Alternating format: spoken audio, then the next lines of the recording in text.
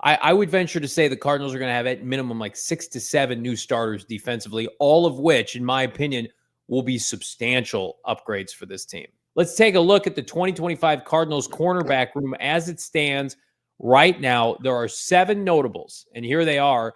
Leading the way is Garrett Williams, who plays underneath, Max Melton, Will Johnson, both second-rounders, just a year apart.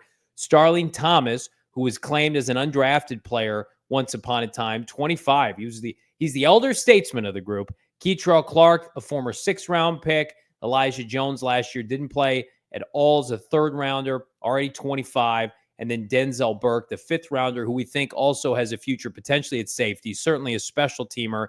Looking at this position group right now, Bo, give me your hierarchy on who's playing where and who might be on the outside looking in. No, I mean, you could Sharpie in Garrett Williams to his normal slot corner position. That's viewed as a starting role for Jonathan Gannon and Nick Rollis's defense. So there you go. That's locked in. And I think they find ways to keep Garrett Williams on the field, even when a slot corner is not needed. And then I think you start with, and this is no disrespect to Starling Thomas, but I think you go with the 2 guys that you've taken with top 50 picks in the last 2 drafts, Max Melton and Will Johnson. So I kind of think it just kind of goes in order here. And then I'll put Denzel Burke just on the outside of this and Elijah Jones and then Keitrell Clark. Yeah. To me, it's like if you sign a veteran, is that veteran playing special teams? Because you want Max Melton and Will Johnson to have as many opportunities as possible. Garrett Williams, if he plays like he did last year, is going to get a hefty contract that likely pays him amongst the best slot corners in the NFL. Like he's going to get extended. You take Max Melton and Will Johnson as top 50 players to eventually hopefully get extensions as well. Like that's the goal for this. It's not let's take Byron Murphy and Zach Allen as day 2 players and then bring in veterans to block them in their development. That's what the Cardinals love to do under the prior regime. Like you got to be able to take the good with the bad. Like there will be times where Will Johnson looks like a rookie, but then you hope is by December, January, he's making big time plays for you to make the playoffs. God forbid to win a division title. You're signing free agents right now. They take up space figuratively and literally. They take up cap space. And then you're also putting yourself in a position where we've talked to people close to the team. Like the way you get better is by playing. You need reps. You need to play. Will Johnson played a lot of high-end college football. He was the best corner in college football 2 years ago, right? He needs to play. He needs to run with the 1s and 2s to begin training camp. You're bringing in Jalen Ramsey, Asante Samuel Jr. Like that's stunts. We've seen those guys.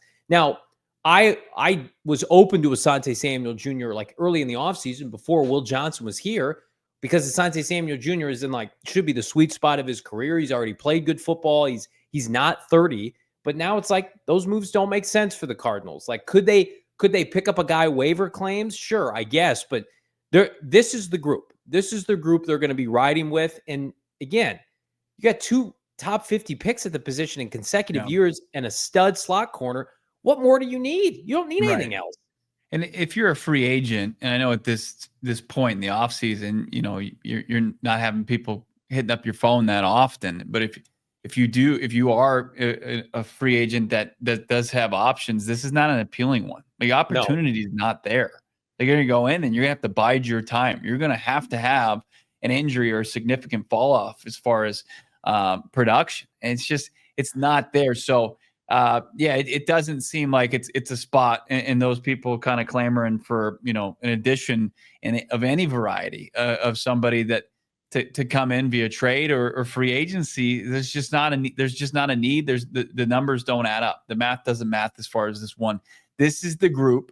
And if you noticed it, like as Johnny pointed out, like all of them were drafted onto this team outside of Starling Thomas, and Starling Thomas was undrafted and was released at the end of the preseason, and Monty Ossenfort and it savvily picked him up and added him right to the roster. And he played, he started that season for him and has really developed into somebody. Like all these guys, you can make the case have been developed by this organization. And it's exciting, man. I mean, they are not short at that position by any means. They remain. I think it's a strength as far as the players and the quality of players that they have in that room. Like I'm concerned that Elijah Jones, that they utilize the top 100 pick on. Like, is he going to get enough hay? Like, does he become a guy that can you even get enough reps for this guy to make him, an asset, like a trade asset?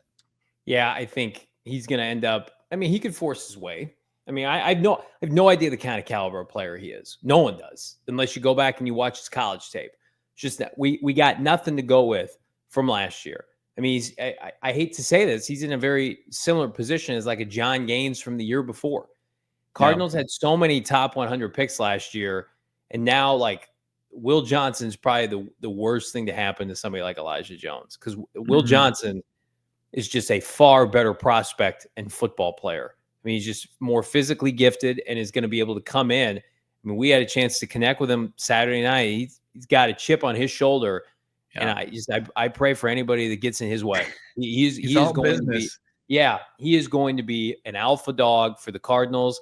And then like Max Melton's just a starter last year. He's a good player. He got better as the season went on. Go watch that game against the Chargers on Monday Night Football. He's got to go ISO on a lot of those wide receivers by himself. This is a position that has suddenly been has an influx of just some of the best talent on the team. And then it's not the same position, but it's the same unit. Taylor Demerson's going to play a lot, and he's got tremendous ball skills. I mean, the Cardinals secondary is going to be a dogfight, and it's the kind of unit that really has a chance to exploit Sam Darnold if he gets pressured. Stafford's been known to turn the football over. Brock Purdy, we've seen it before. Like, these are the guys that are going to really take advantage. So I'm fired up to watch this unit, especially during camp and in preseason, because Keitrell Clark, Starling Thomas would be claimed by other teams, are good football players. But what is their ceiling compared to two guys that you've invested a premium? And it's not just where the Cardinals took Max Melton and Will Johnson, but we know what their upside is. They are over 6 foot. They have good ball skills. Will Johnson has exceptional ball skills. Like that's what the Cardinals want from their position. Yeah. Yeah, I see this. Like, I think Jones has the ability to kind of do what Max Melton did last year and play a lot on teams. Yeah. Carve out a role from there. And then if he can take advantage of the few defensive snaps he gets in the secondary, it just bodes well for him. It's just overall, it's a good place to be. Just top to bottom with the secondary. And you brought in like Buddha, JT, Rabbit, Taylor Demerson, Joey Blunt, who also stars on special teams. Like, that is going to be a tough position group if you're an outsider to crack. It's just you have about the biggest uphill climb in the organization once training camps kicks off in late July. I mean, the Cardinals are going to be able to run. You have a 53-man roster, and by the time we settle on it in early September, they're going to be able to run almost like the equivalent of like 2 starting caliber defenses, in my opinion. Like, think about that for a second. Like, maybe save for off-ball linebacker. Like, we would feel comfortable with Starling Thomas starting games, Taylor Demerson starting games. Then you look at the defensive line. It's like Dante Stills is not going to be a starter, but he's been a starter. He'd be a good starter, right? Guys like Justin Jones and Bilal Nichols, what do you do with them? Walter Nolan, Darius Robinson, Calais, and LJ Collier and Dalvin Tomlinson. I mean, it's just the players that, I mean, we're going to have to bring up, maybe we'll do this on tomorrow's show, the stark contrast between the Cardinals' opening day defense last year against the Buffalo Bills and what they're going to trot out this year. Remember, B.J. Ojulari was hurt. Darius Robinson didn't play. It is going to be a complete overhaul. Like, unless your name is Budda Baker and Jalen Thompson and Garrett Williams and Max Melton, like, I would venture to say the Cardinals are going to have at minimum like 6 to 7 new starters defensively, all of which, in my opinion, will be substantial upgrades for this team. We all silly like the mayor.